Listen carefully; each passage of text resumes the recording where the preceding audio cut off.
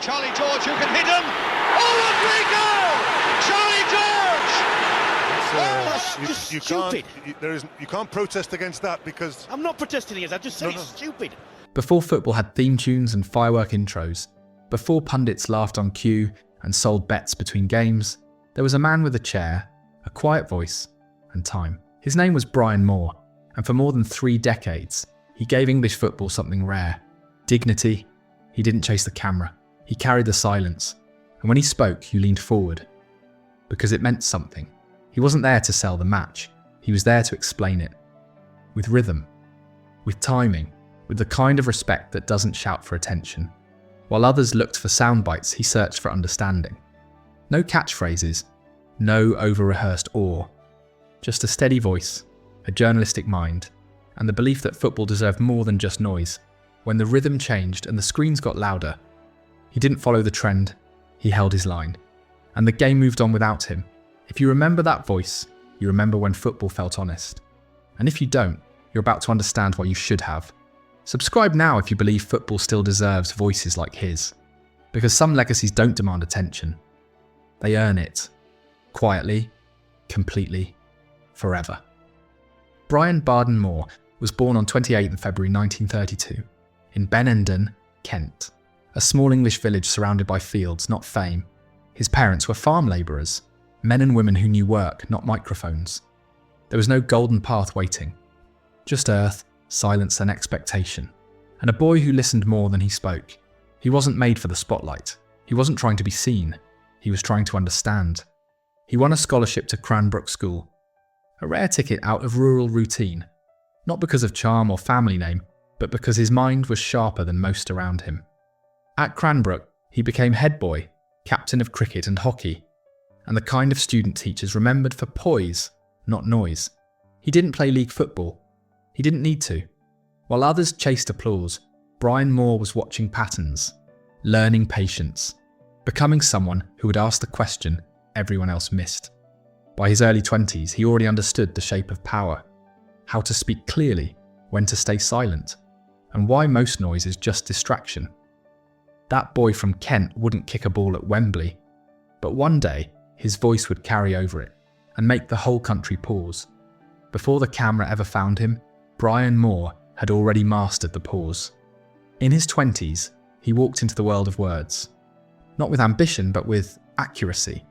He began as a sub-editor at World Sports, then a football reporter at Exchange Telegraph, the kind of job where you only stood out by getting every detail exactly right. No flares, no mistakes, no room to guess.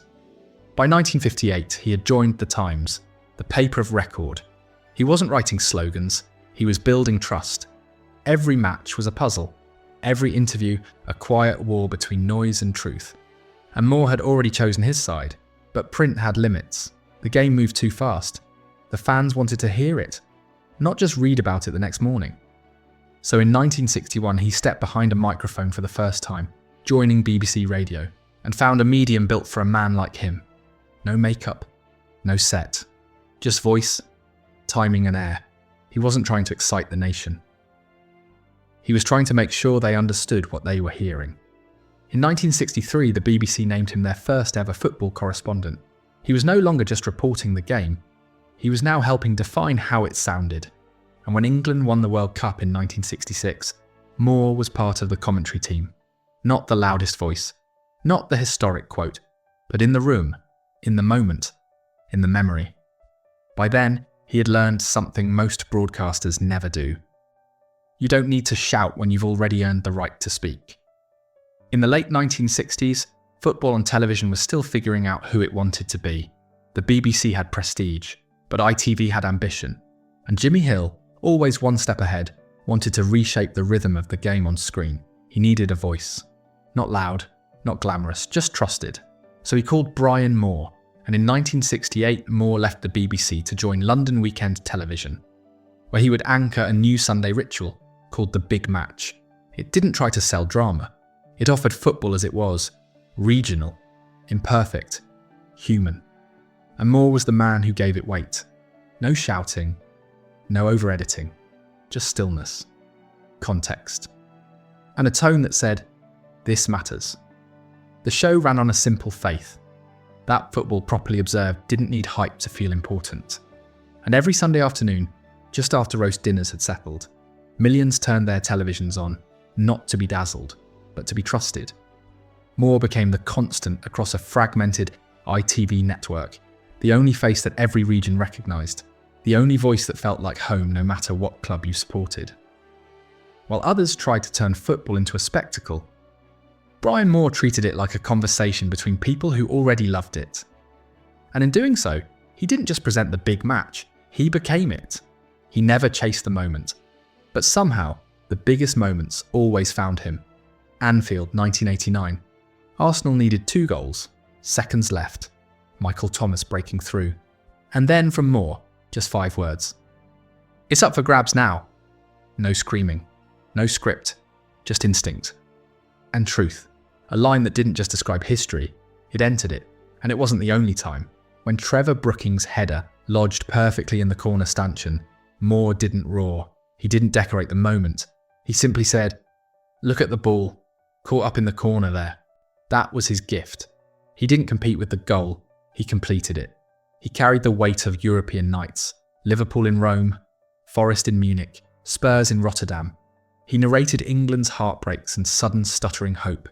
He brought meaning to FA Cup finals, where careers were won or broken. He saw club legends rise and fall under pressure, and never once stepped on the moment to make it about himself. Other voices tried to be memorable. His voice let the match become unforgettable, because Brian Moore understood something few ever do. The job isn't to shine, the job is to make sure the game does. He turned silence into tension, observation into poetry, and when the ball finally hit the net, his voice didn't explode. It confirmed what your chest already knew. That's what made him timeless, not style, but stillness. And the knowledge that football, at its most beautiful, never needs to be shouted. He made mistakes. That was part of his power. Because unlike the polished voices that came after, Brian Moore never pretended to be perfect. There was a moment, a game involving Saudi Arabia, where he said, without malice but without care, "Everybody thought the Saudis were coming here as chopping blocks." And the silence that followed was heavier than any apology. It wasn't venom, it was habit. The language of an older football world where commentators weren't trained by PR men and words still had sharp edges. He wasn't built for this era, where every sentence is rehearsed, where every thought is filtered twice before it leaves the mouth. He called Ajax, Jax. He stumbled through names and moments, and sometimes he missed what others caught. But he never faked it. He didn't pretend to know everything. He didn't shout to hide uncertainty. He didn't decorate the truth, and that somehow made him more trustworthy than those who tried. In a sport now ruled by catchphrases, Moore offered something simpler: honesty, even when it didn't land right. There was no damage control team, no media consultant behind the curtain. Just a man, a mic, and the quiet burden of getting it right, and sometimes getting it wrong. But even in those slips, there was something you couldn't fake: authenticity. He didn't perform knowledge, he lived beside it. And that, more than polish, is what made millions trust him, even when the words didn't come out perfect. By the time the spotlight turned elsewhere, Brian Moore had already begun fighting battles the cameras would never see. He suffered serious heart problems, not the kind you hear about on broadcast, Bene, but the kind that interrupt everything. Sleep, breath, memory, time. Twice he needed surgery to survive. Twice he came back quieter than before. And somewhere in that stillness, he found something else. Again, faith. After his first heart scare, he returned to church, not as a performance, but as a man who had faced silence, and finally understood what it sounded like. He didn't write about it, didn't preach it, didn't need to. But it became part of his Sundays, like football once had been. And while the Premier League began building its empire, Brian Moore turned back to something smaller: Gillingham, the club he loved, the club he stood beside, not from a studio but from the boardroom. He served as a director for 7 years, quietly helping where cameras don't reach. And today, if you walk to the edge of the Priestfield Stadium, you'll find it. The Brian Moore stand. It's not glamorous, it's not covered, it's not where they put the cameras.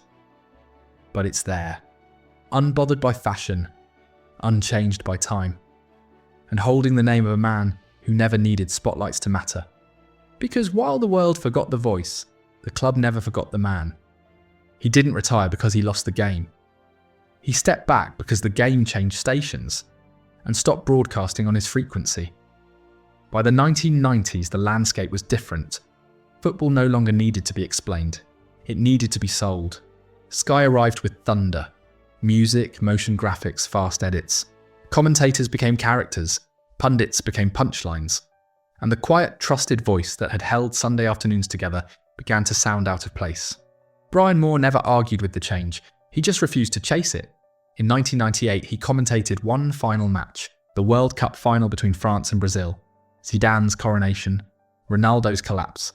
A perfect, chaotic storm to end a calm, brilliant career. After that, he let go.